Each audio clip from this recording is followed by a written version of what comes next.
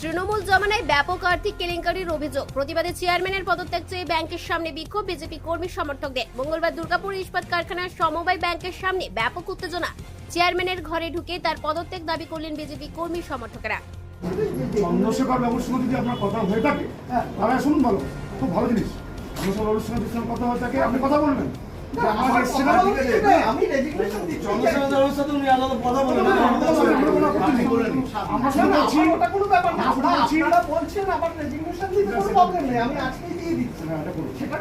ভোটের নামে প্রহসন ঘটিয়ে তৃণমূল জামানায় দুর্গাপুর ইস্পাত সমবায় সমিতিতে ব্যাপক আর্থিক অনিয়ম হয়েছে বলে অভিযোগ।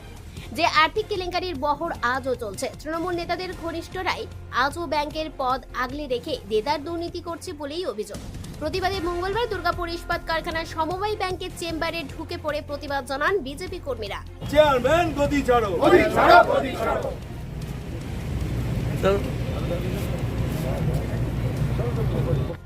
সরকার বদলেছে, আর দুর্নীতির সাথে আপোষ নয়। অবিলম্বে তৃণমূল ঘনিষ্ঠ ব্যাংকের চেয়ারম্যান সহ বাকিদের পদ ছাড়তে হবে, নচেত ধারাবাহিক আন্দোলন জারি হবে বলে হুঁশিয়ারি বিজেপি নেতৃত্বে।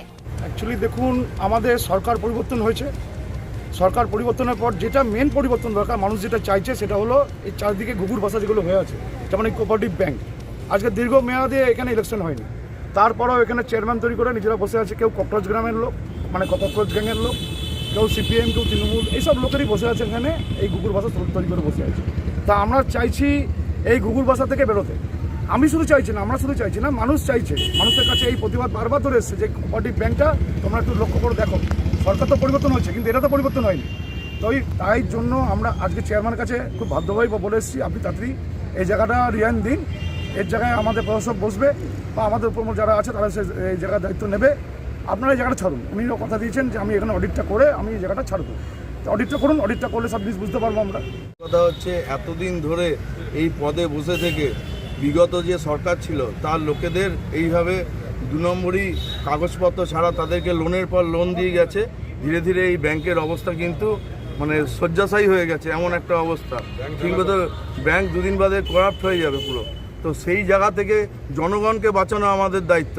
যেটা একটু আগে সুভাষ বলল যে যেভাবে মানে অন্যায় হয়ে চলেছে, এটা ইমিডিয়েট বন্ধ হওয়ার দরকার আছে, নাহলে কিন্তু আগামী দিনে এই দুর্গাপুর স্টিল পিপলস কোঅপারেটিভ ব্যাংকের অস্তিত্বটাই মুছে যাবে। যেটা আমাদের তৃণমূল জামানায় দুর্গাপুর ইস্পাত কারখানার সমবায় সমিতি নির্বাচনে ভোট হতে দেয়নি তৃণমূল। আজ তারাই এসে চেয়ারে বসে ছড়ি ঘোরাবে, আর্থিক দুর্নীতি করবে। এটা মেনে নেবেন না, হুঁশিয়ারি বিজেপি নেতৃত্বে। যে এখানে চেয়ারম্যান এত বছর ধরে এইভাবে আছে, বিনা ইলেকশন, কোনো ইলেকশন নেই। প্রথমে আমাদেরকে কোনো ক্যান্ডিডেট দেয়নি। এর আগে যখন ইলেকশন হলো তার আগে কোনো ক্যান্ডিডেট দেয়নি। তাই নিজেই বরাবর হয়ে গেছে।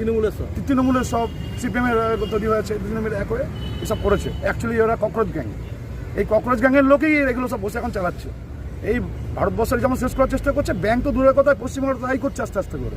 তাই আমরা আজকে একত্রিত হয়ে বলেছি যে ইমিডিয়েটলি তুমি গদি ছাড়ো।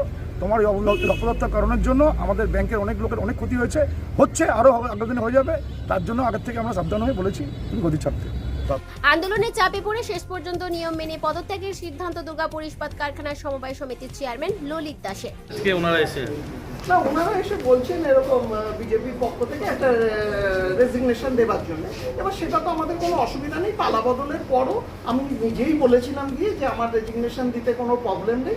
এবার ওনারা যদি মনে করে, কিন্তু ওনারা বলার পরও যেটা ব্যাংকের নিয়ম, আমি যেহেতু এখানে এটা হচ্ছে সমবায় দপ্তরের আন্ডারে, অতএব আমাকে প্রসেসিং আমার সমবায় দপ্তরকে জানাতে হবে যে এরকম আমাকে একটা প্রেশার যে বাইরে থেকে রেজিগনেশন দেবার। আমি রেজিগনেশন দেওয়ার জন্য আমি রেডি আছি। সেটা আমি আজকে আপনি কি রিজাইন করছেন আজকে? না, আজকে বলে না, আমাকে এখন সমবায় দপ্তরকে এইরকম ভাবে যে ব্যাপারটা হয়েছে সেটা জানাতে হবে। এবং আমি এমএলএ কেও কি বললেন এসে?